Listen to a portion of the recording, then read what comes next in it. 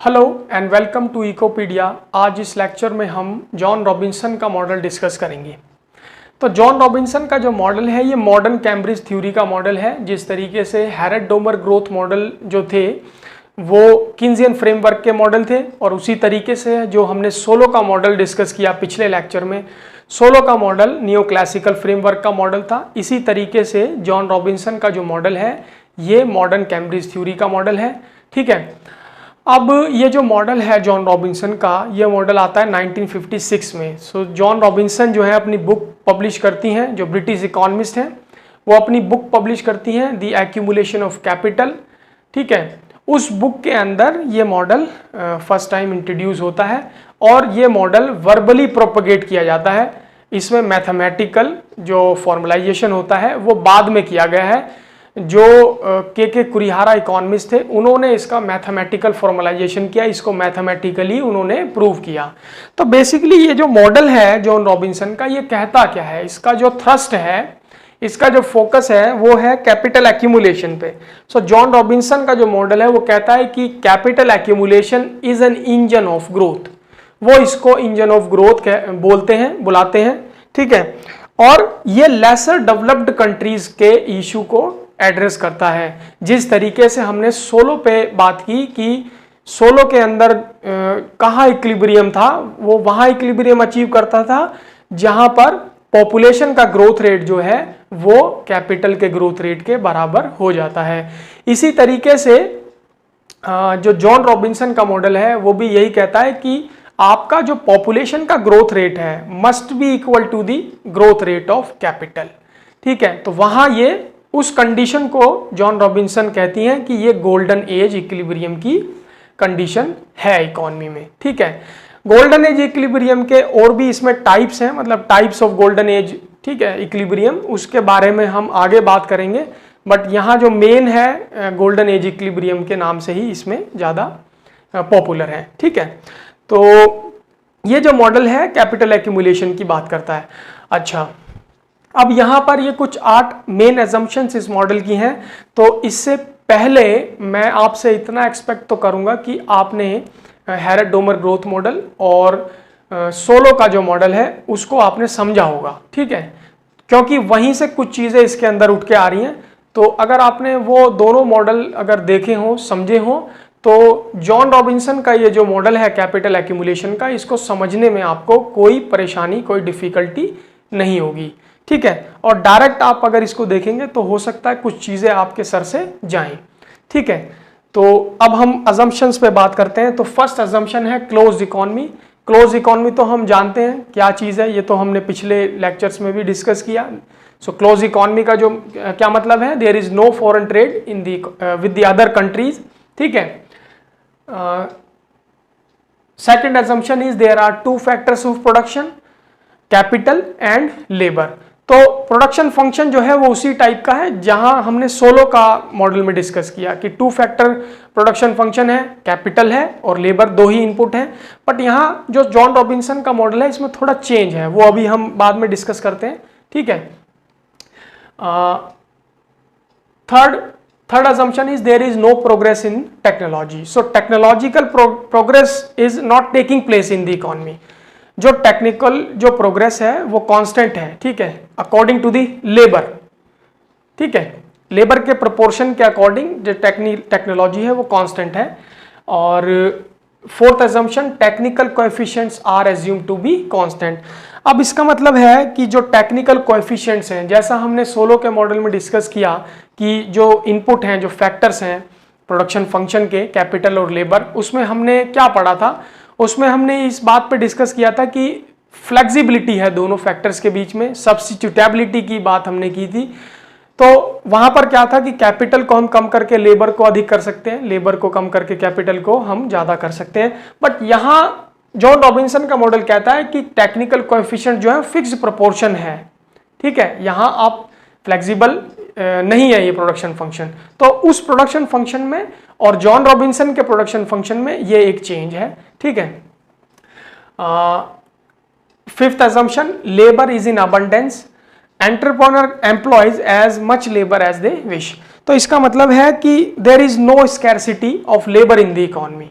तो इकॉनमी के अंदर लेबर की कोई कमी नहीं है, प्रचुर मात्रा में आपके पास लेबर है, आप जितना मर्जी हायर कर सकते हैं। जो एंटरप्रेन्योर क्लास है, जो इन्वेस्टर्स का क्लास है, वो जितना मर्जी चाहे लेबर हायर कर सकती है। ठीक है, now the sixth assumption is total income is divided between capital and labour. So output जो है वो दो ही क्लास है इकोनॉमी में, उनके बीच में ही डिस्ट्रीब्यूट होगा। एक तरफ तो वर्कर्स हैं और दूसरी तरफ एंटरप्रेन्योर हैं, तो उन दोनों क्लास के बीच में ही ये इनकम जो है वो डिवाइड होगा। ठीक है, now the seventh assumption is entrepreneur constitutes the only saving investing class and workers are assumed to be consumed whatever they earn। ठीक है, तो इसका मतलब ये हुआ सेवंथ assumption का कि एंटरप्रेन्योर क्लास है एक तरफ जो कि सिर्फ इन्वेस्ट करती है, जो इन्वेस्टर्स की क्लास है वो कंज्यूम कुछ भी नहीं करते, वो सिर्फ प्रॉफिट करते हैं और सेविंग करके इन्वेस्टमेंट करते हैं। ठीक है, और दूसरी तरफ जो है वर्कर्स की क्लास है जो कंज्यूम, जो अपना सारा जो है जितना भी वो कमाते हैं, जितना उनका इनकम है वो सारा 100% कंजप्शन पर खर्च कर देते हैं, वो सेव कुछ भी नहीं करते हैं। ठीक है, now this eighth assumption is price level is assumed to be constant. So यहाँ क्या है, प्राइस लेवल में कोई फ्लक्चुएशन नहीं है, मतलब इन्फ्लेशन नहीं हो रहा है इकोनॉमी में। इस assumption के अकॉर्डिंग जो प्राइस लेवल है वो कांस्टेंट रहेंगे। पिछले सेशन में, इस पीरियड में, नेक्स्ट पीरियड में प्राइस लेवल जो है वो कांस्टेंट एज्यूम करता है जॉन रॉबिन्सन का मॉडल। ठीक है, तो ये हमने 8 assumptions पे बात की। अब हम मेन मॉडल की तरफ मूव करते हैं, जॉन रॉबिन्सन का जो मेन मॉडल है। तो जॉन रॉबिन्सन के मॉडल में जो फंडामेंटल इक्वेशन है वो क्या है उसको समझते हैं। ठीक है, तो फंडामेंटल इक्वेशन जो है वो कुछ इस तरीके से है, P Y equal to WN plus pi P K. Correct. अब ये जो इक्वेशन है, this equation was adopted by professor K Kurihara, Kenneth कुरिहारा। ठीक है, उनका नाम था केनेथ कुरिहारा और वो भी इकोनॉमिस्ट थे। तो ये जो इक्वेशन है इसको समझने से पहले हम इसका स्टेटमेंट देखते हैं कि स्टेटमेंट क्या है। ठीक है, तो P यहां पर क्या है, P है हमारा average price of output. Correct, P क्या है, average price of output, and Y क्या है, नेट नेशनल प्रोडक्ट। Y क्या है, net national product. W is money wage rate, money wage rate in the economy. N is number of employed workers।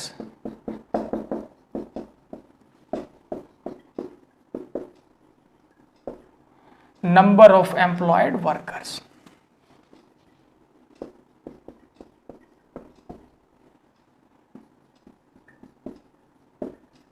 Correct. अच्छा, अब यहां पाई जो है वो क्या है, ग्रॉस प्रॉफिट रेट है, gross profit rate, gross profit rate with interest. Correct.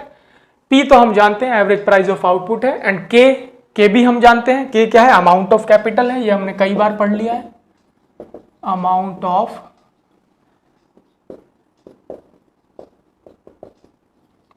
Capital. ठीक है। अच्छा, अब बेसिकली इस इक्वेशन का मतलब क्या है उसको हम समझने की कोशिश करते हैं। तो इस इक्वेशन का मतलब है कि जब हम एवरेज प्राइस ऑफ आउटपुट को मल्टीप्लाई करेंगे नेट नेशनल प्रोडक्ट से, तो वो हो जाएगा नेट नेशनल इनकम। क्या हो गया, नेट नेशनल इनकम हो गया। ठीक है। अब W को मतलब मनी वेज रेट को मल्टीप्लाई करेंगे नंबर ऑफ एम्प्लॉयड वर्कर से, तो क्या हो जाएगा, द टोटल वेज बिल हो गया, the total wage bill. Correct. Now pi multiply by average price of output and then multiply by amount of capital. तो ये क्या हो जाएगा, ये हो जाएगा the total profit, the total profit. Correct. अच्छा, अब ये जो इक्वेशन है इसका मतलब है कि जो नेट नेशनल इनकम है वो इन दो फैक्टर्स पे डिपेंड करती है, ठीक है। तो जॉन रॉबिन्सन का मॉडल कहता है कि the net national income is being composed of the total wage bill and the total profit. Correct, यहां तक आई होप आपको समझ आया होगा, ठीक है। अब ये जो इक्वेशन है बेसिकली ये हमारी इक्वेशन बन गई फर्स्ट इक्वेशन, इसको आप 1 डाल करके नोट कर लीजिए, ठीक है। अब चलते हैं हम आगे। ये हमने देखा कि हमारी जो इनकम है वो किस तरीके से जनरेट हो रही है इकोनॉमी में, ठीक है। अब फंडामेंटल इक्वेशन हमारी सेम रहेगी, बट अब हम बात करेंगे प्रॉफिट की, कि प्रॉफिट हम कैसे जनरेट हो रहा है इकोनॉमी में, ठीक है। चलिए,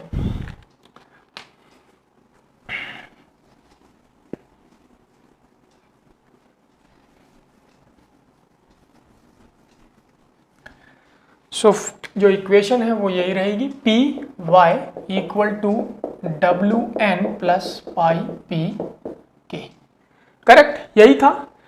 अब क्या होगा, सिंपली इस होल इक्वेशन को हम p से डिवाइड कर देंगे, तो ये हो जाएगा P Y upon P equal to W N upon P plus pi P K upon P. Correct, so p से p कैंसिल हो जाएगा यहां भी, तो बचा क्या, y equal to W N upon P plus pi K. Correct, यही होगा, यहां तक होप आपको समझ आ रहा होगा। अच्छा, अब इसके बाद क्या होगा, हम प्रॉफिट निकाल रहे हैं तो ये पाई के आ जाएगा आपका इस तरफ। करेक्ट, और y जब अपनी जगह चेंज करेगा तो ये हो जाएगा आपका माइनस में, ठीक है, अपॉन पी, एन आ जाएगा आपका यहां पर। करेक्ट, नेक्स्ट स्टेप में क्या करेंगे, k हमारा चला जाएगा डिनोमिनेटर में, तो ये इक्वेशन हो जाएगा हमारा y minus W upon P N K, यहां बचा पाई। करेक्ट, यहां तक समझ आया होगा आपको, ठीक है।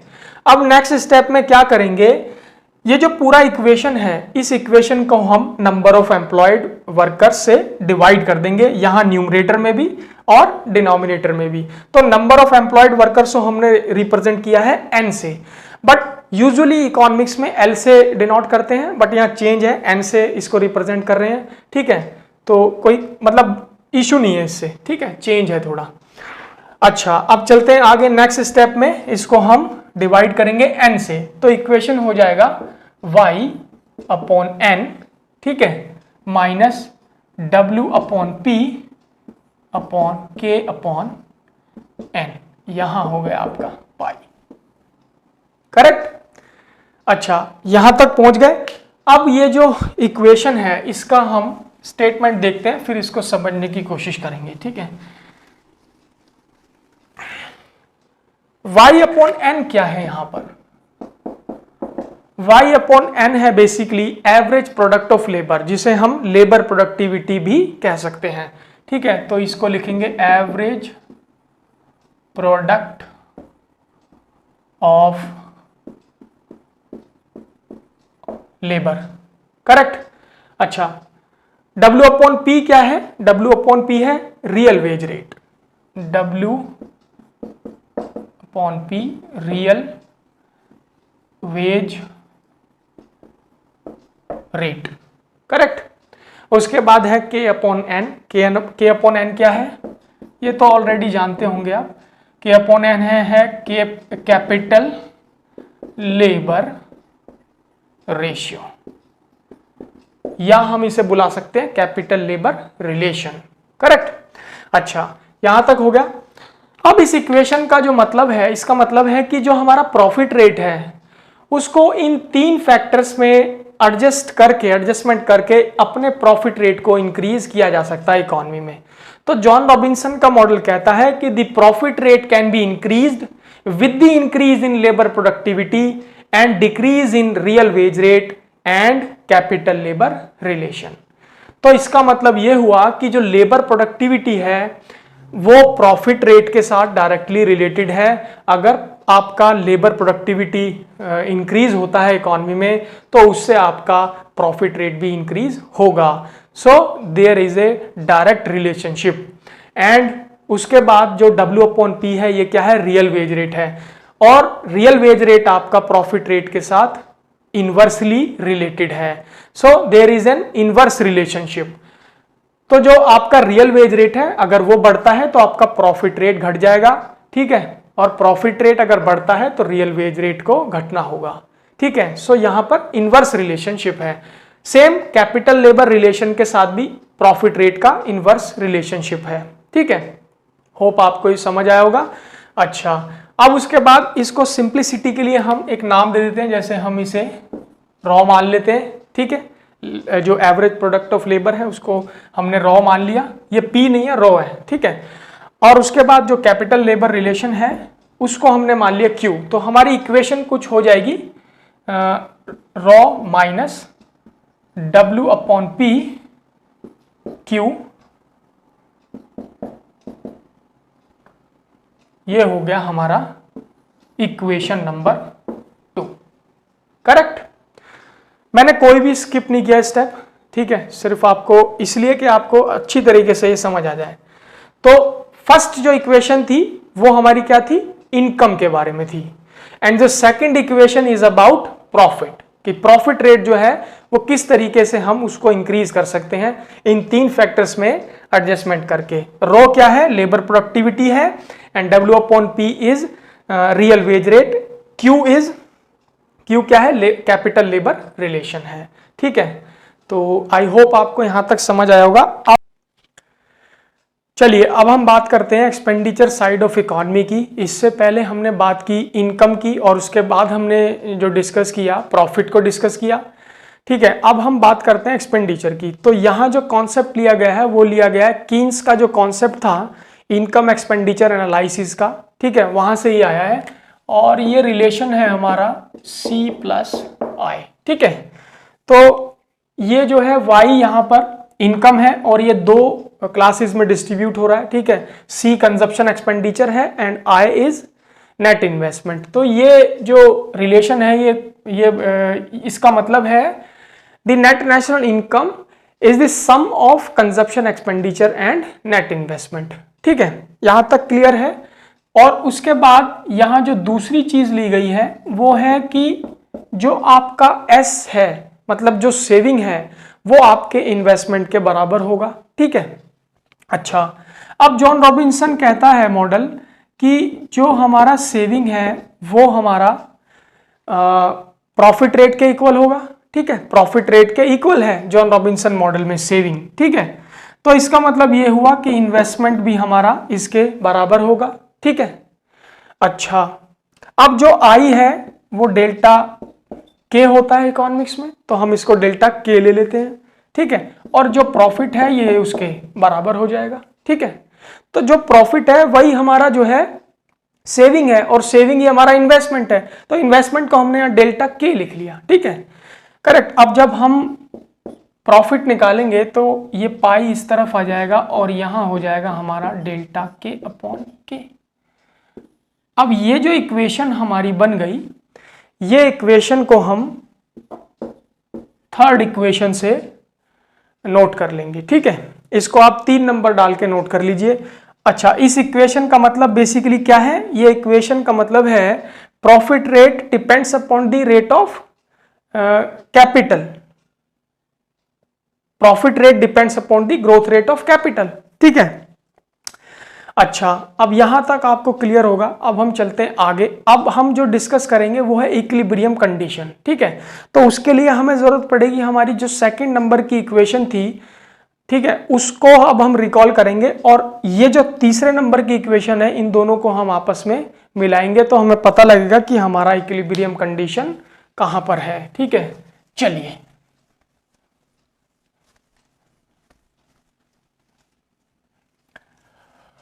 ओके,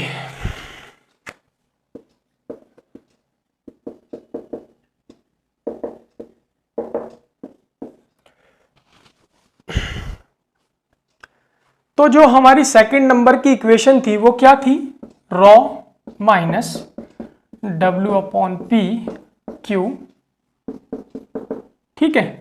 पीछे जाकर आप देख सकते हैं यही इक्वेशन थी ना, ठीक है। अब जो हमारी थर्ड इक्वेशन थी वो थी डेल्टा के अपॉन के, ठीक है। अच्छा, अब इस इक्वेशन के कई मीनिंग हैं, ठीक है। अब इसका इंटरप्रिटेशन क्या है वो हम समझने की कोशिश करते हैं, जो कि मोस्ट इंपॉर्टेंट चीज है, ठीक है। तो जॉन रॉबिन्सन जो है वो कहता है this equilibrium condition reveals A double sided relationship between the rate of profit and rate of accumulation, ठीक है। तो ये मॉडल कहता है कि ये जो इक्विलिब्रियम कंडीशन है, ये जो प्रॉफिट रेट है और जो आपका रेट ऑफ एक्यूमुलेशन है, इन दोनों के बीच में दोहरा संबंध है, मतलब एक डबल साइडेड रिलेशनशिप इनके बीच में है, ठीक है। अच्छा, आगे क्या कहता है मॉडल? आगे कहता है on the one hand the rate of accumulation determines the level of profit, ठीक है। वो कहता है कि जो आपका रेट ऑफ एक्यूमुलेशन है वो आपके प्रॉफिट रेट को डिटरमिन करता है, ठीक है। और उसके आगे क्या कहता है? The rate of profit itself governs the rate of accumulation, ठीक है। तो वो कहता है कि एक तरफ तो आपका रेट ऑफ एक्यूमुलेशन जो है वो प्रॉफिट लेवल को डिटरमिन करता है, और वही प्रॉफिट रेट से फिर आपका rate of growth of accumulation होता है, ठीक है। अच्छा, यहां तक क्लियर है? आगे चलते हैं। अब ये मॉडल कहता है anything that determines the rate of profit would also determine the rate of growth of capital, ठीक है। तो ये कहता है कि जो फैक्टर्स, अब इस चीज को समझना है कि जो रेट ऑफ प्रॉफिट है, जो चीज उसको डिटरमिन कर रही है, सेम वही चीज आपकी ग्रोथ रेट ऑफ कैपिटल को भी डिटरमिन करती है। तो वो और फैक्टर्स क्या हैं? वो और फैक्टर्स हमारे ये 3 फैक्टर्स हैं, ठीक है। तो हमने सेकंड नंबर की इक्वेशन में आप जाकर देखिए कि सेकंड नंबर जब हमने डिस्कस किया था प्रॉफिट को, तो वहां हमने क्या चीज डिस्कस की थी? जो हमारा रो है ये बेसिकली क्या है? ये हमारा y/n है, और y/n क्या था? लेबर प्रोडक्टिविटी था, एवरेज प्रोडक्ट ऑफ लेबर। तो इसका मतलब है ये जो था ये प्रॉफिट के साथ डायरेक्टली रिलेटेड था, ठीक है। तो जब आपकी लेबर की प्रोडक्टिविटी बढ़ती है तो आपका प्रॉफिट लेवल भी इंक्रीज होता है इकोनॉमी में, ठीक है। और जो दूसरा हमारा जो फैक्टर है जॉन रॉबिन्सन मॉडल में, वो है आपका रियल वेज रेट W/P।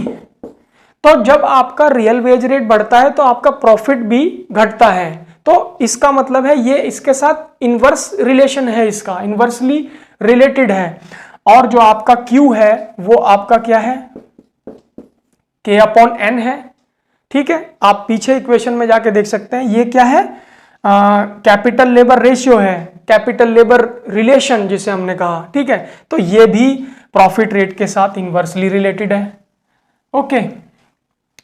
तो ये कहता है मॉडल कि जो फैक्टर्स आपके प्रॉफिट रेट को डिटरमिन करती हैं, वही सेम चीज आपके ग्रोथ रेट ऑफ कैपिटल को भी डिटरमिन करती है, okay.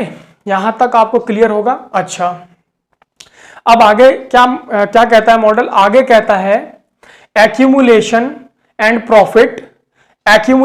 Profit are linked with each other in a circular way, ठीक है। तो वो कहता है कि ये जो दोनों चीजें हैं, जो आपका एक्यूमुलेशन है और जो आपका प्रॉफिट है, ये एक सर्कुलर वे में एक दूसरे के साथ लिंक्ड हैं, जुड़े हुए हैं, ठीक है। तो इसका मतलब ये हुआ, इसको हम इस तरीके से समझने की कोशिश करते हैं कि हमारी अजम्पशन जो थी कि एक क्लास कंजप्शन करती है और दूसरी क्लास जो है वो हमारी सिर्फ सेविंग इन्वेस्टिंग क्लास है, ठीक है। तो वो एंटरप्रेन्योर्स की क्लास है। तो जो इन्वेस्टर्स की क्लास है, अगर उनके पास प्रॉफिट नहीं है, if they have no profit they can not accumulate, ठीक है। तो वो एक्यूमुलेशन भी नहीं कर सकते। और आगे वो कहता है if they do not accumulate they have no profit. तो अगर वो एक्यूमुलेशन नहीं करते हैं तो फिर वो प्रॉफिट भी नहीं है, उनका नहीं होगा प्रॉफिट भी, ठीक है। तो ये कहता है कि भाई ये जो है सर्कुलर वे में एक दूसरे के साथ संबंधित हैं, दोनों चीजें एक दूसरे से जुड़ी हुई हैं कि अगर आपका प्रॉफिट नहीं है तो आपका एक्यूमुलेशन नहीं होगा, एक्यूमुलेशन नहीं हो सकता, पॉसिबल नहीं है, और एक्यूमुलेशन आपका नहीं होगा तो फिर प्रॉफिट भी नहीं है। ठीक है, तो आई होप आपको ये क्लियर होगा, समझ आया होगा। ठीक है, चलिए अब हम बात करते हैं गोल्डन एज इक्विलिब्रियम की। ठीक है, तो गोल्डन एज इक्विलिब्रियम क्या है जॉन रॉबिन्सन मॉडल में?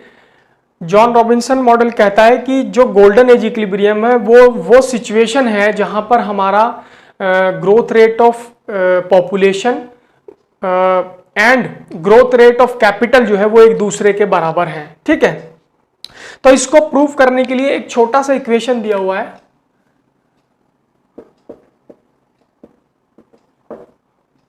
वो इक्वेशन बेसिकली क्या है? K equal to Q N. Correct. अब हमने एजम्पशन में पढ़ा था कि जो हमारा K अपॉन एन है, मतलब कैपिटल लेबर जो रेशियो है वो कांस्टेंट है। ठीक है, तो मतलब कैपिटल और जो लेबर है वो सेम रेट से ग्रो करते हैं। ठीक है, तो इसका मतलब यहां डेल्टा K होगा कैपिटल में, तो पॉपुलेशन में डेल्टा एन होगा। करेक्ट। उसके बाद डेल्टा एन यहां आ जाएगा, इक्वल टू हो जाएगा आपका डेल्टा K अपॉन क्यू। ठीक है, अब कुछ नहीं करना, सिंपली इन दोनों साइड में n से डिवाइड कर देंगे, तो ये हो जाएगा डेल्टा n अपॉन n, और ये हो गया हमारा delta K upon Q divide by n। ठीक है, इसको एक्सपेंड कर लेंगे, तो ये delta n upon n equal to delta K upon K n divide by n। ठीक है, जो q है वो तो k अपॉन n है ना। ठीक है, और बचा क्या? Delta n upon n equal to delta k upon k। ये हमारी गोल्डन एज इक्विलिब्रियम बन गई। ठीक है, ये इक्वेशन जो है गोल्डन एज इक्विलिब्रियम के बारे में बता रही है। तो जॉन रॉबिन्सन मॉडल कहता है where rate of growth of population and rate of growth of capital are equal to each other, this is the situation of golden age equilibrium।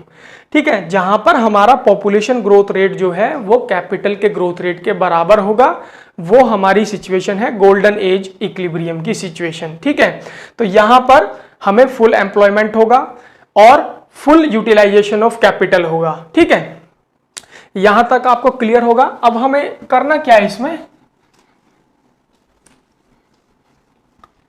करना यह है कि जो हमारी इक्वेशन थी y upon N equal y upon N minus w upon P, correct, k upon N, यही equation थी। पीछे जाकर आप देख सकते हैं, इसको हम इससे मिला देंगे, ये हो गया हमारा। ठीक है, ये अब हमारी एंटायर इक्वेशन जो है वो गोल्डन एज इक्विलिब्रियम की इक्वेशन बन गई।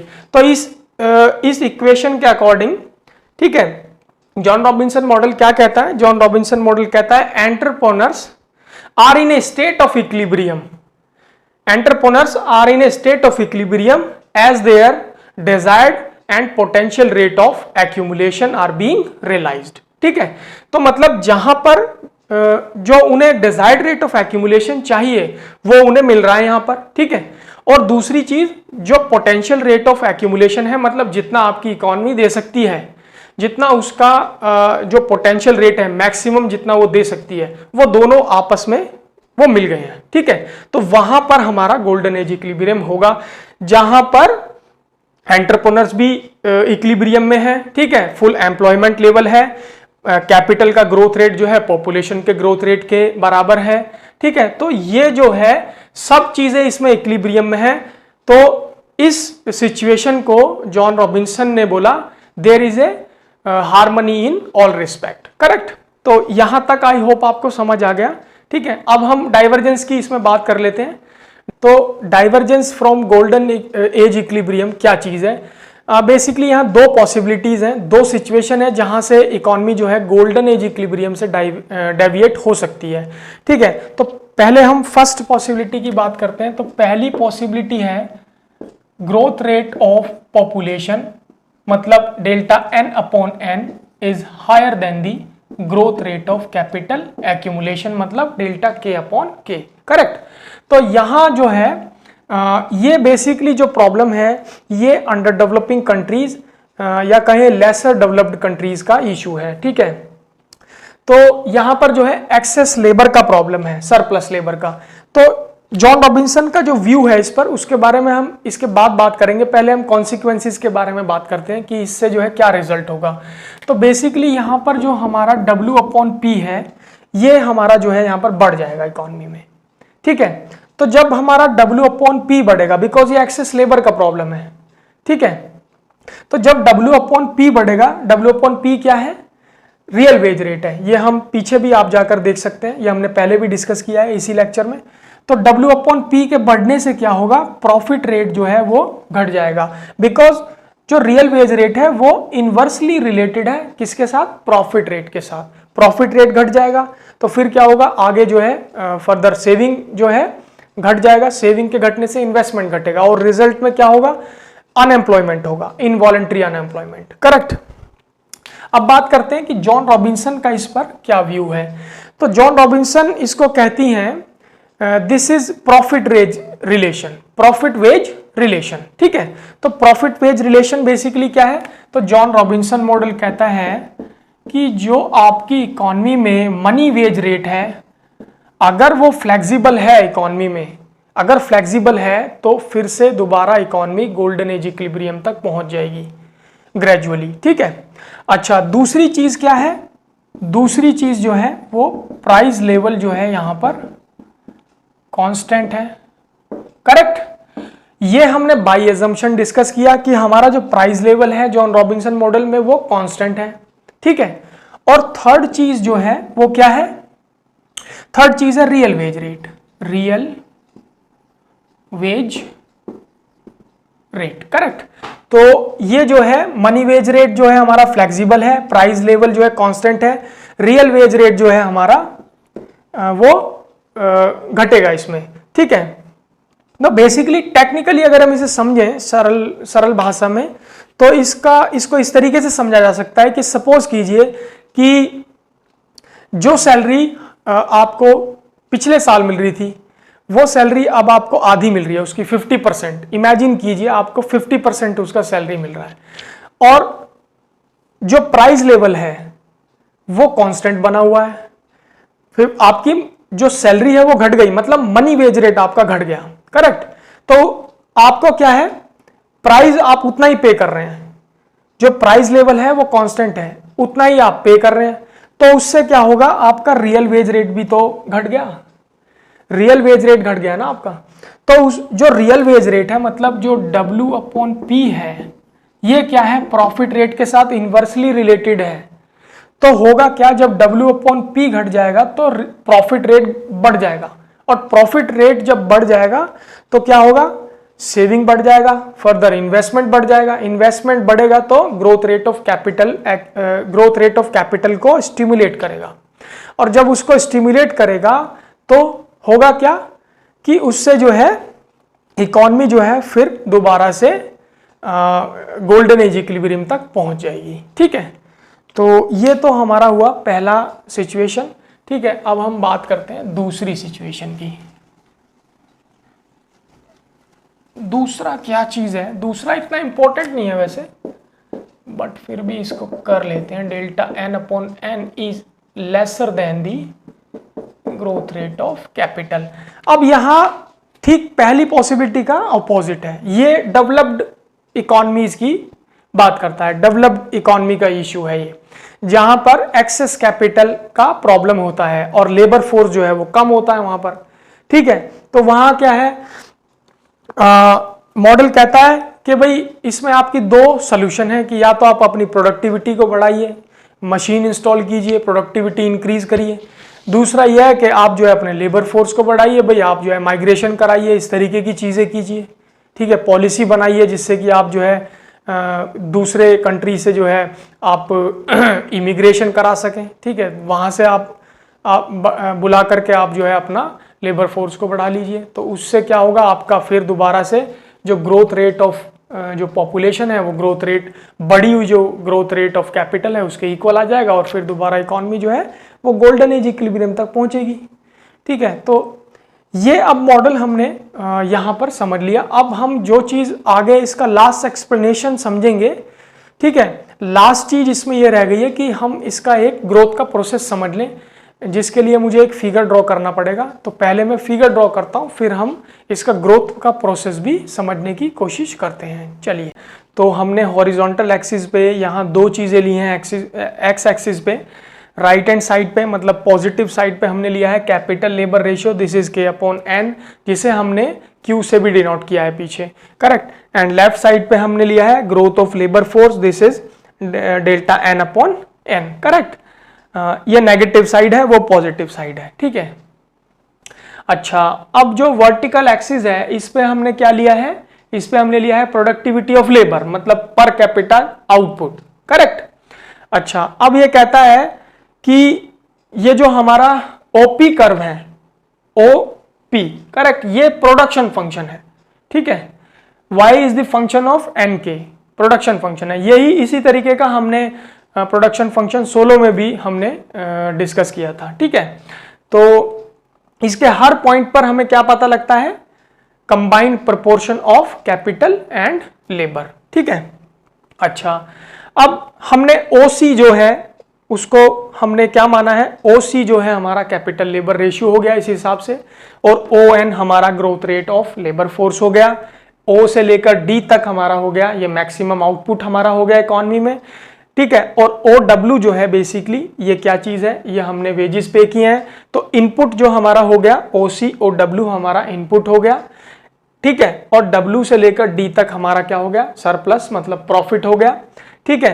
तो यहां पर क्या है, जब हम आउटपुट में से इनपुट माइनस कर देंगे तो हमारा जो है प्रॉफिट हमें पता लग जाएगा, WD हमारा प्रॉफिट है, ये हमारा प्रॉफिट है, ये हमारा इनपुट है, मतलब OCOW जो वेजेस और कैपिटल लेबर जो हमने इनपुट लगाया है वो ये हो गया, ठीक है। और ये हमारा जो है अब आउटपुट बचा, मतलब प्रॉफिट बचा, ठीक है, सरप्लस।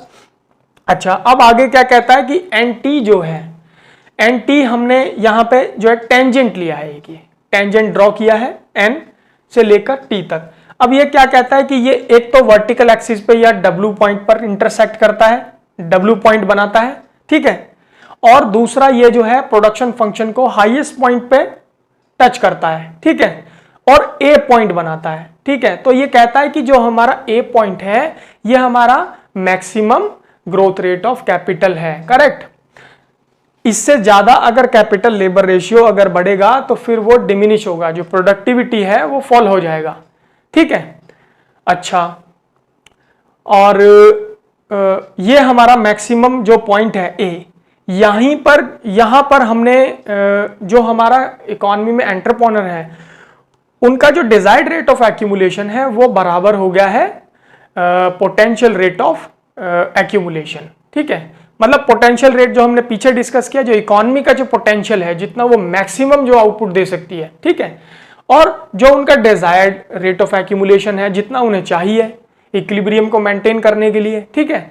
तो यहां पर वो जो है A पॉइंट जो है ये वही पॉइंट है जहां पर हमारा ग्रोथ रेट ऑफ कैपिटल इतना है जितना हमारा growth rate of labour force है, जो कि उस बढ़ी हुई growth rate of labour force को एब्जॉर्ब कर लेगा इकोनॉमी में, करेक्ट। अच्छा, अब ये जो ग्रोथ रेट ऑफ कैपिटल है and growth rate of labour इसमें हमें कहां शो करता है ये, सो बेसिकली कहता है जो हमारा ये टेंजेंट लाइन है, ये जो हमारा ट्राइंगल यहां बनता है, ये एंगल हमारा वर्टिकली अपोजिट एंगल है दोनों, ठीक है।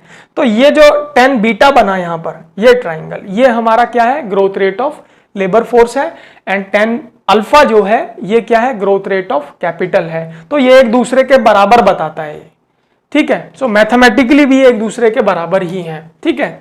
अच्छा, अब ये जो tan अल्फा है, tan अल्फा मतलब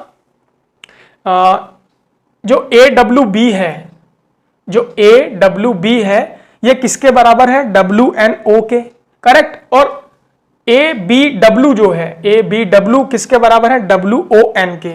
मतलब कहने का ये मतलब है कि इसकी जो ये लाइन है, मतलब ये जो इसकी भुजाएं हैं, ठीक है, ये भी एक दूसरे के बराबर हैं, ठीक है। तो ये कहता है कि tan अल्फा जो है वो tan बीटा के इक्वल है। tan अल्फा बेसिकली क्या होगा, BA ये हो गया डेल्टा के B A upon B W. तो बी डब्ल्यू क्या हुआ, के, correct. B A upon B W equals to O W upon O N, correct. तो यहां लिखेंगे टेन बीटा। टेन बीटा क्या है, O W, this is delta N, and O N क्या है, एन, करेक्ट।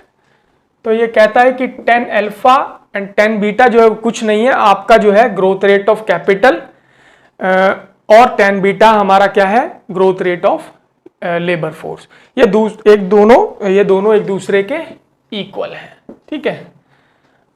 या हम लिख दें इसको कि B A upon B W, correct, and O W upon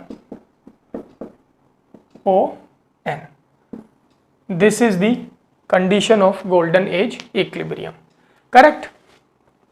so I hope आपको ये समझ आया होगा, ठीक है। और इससे रिलेटेड अगर कोई क्वेरी, कोई क्वेश्चन अगर है आपके पास तो आप पूछ सकते हैं, सीधे कमेंट बॉक्स में आप कमेंट डाल सकते हैं, ठीक है। Thanks for watching, thank you, धन्यवाद।